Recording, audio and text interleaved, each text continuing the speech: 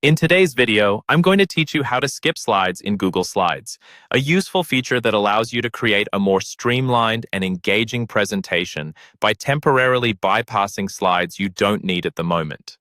Perhaps you're presenting to different audiences or just want to adapt your slide order on the fly. Whatever the reason, learning this trick will make you more versatile in your presentations.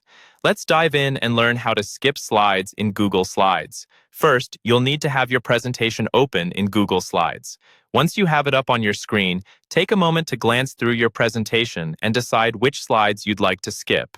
It's handy to make a list of the slide numbers if you're planning to skip multiple slides, as this will help you keep everything organized. Now, on the left side of the screen, you'll see the slides organized in a column. This is called the Slide Navigator. In the Slide Navigator, simply click on the slide thumbnail that you'd like to skip.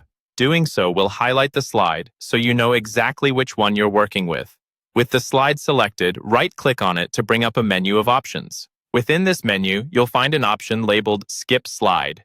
Click on this option. When a slide is marked to be skipped, you'll notice a visual indicator, a strike-through line over the slide number on the left pane. This visual cue confirms that this slide will be bypassed during the presentation without needing to be deleted or reordered.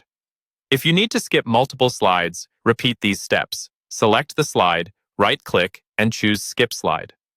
As you do this, you'll efficiently transform the structure of your presentation, maintaining the quality and fluidity of your message.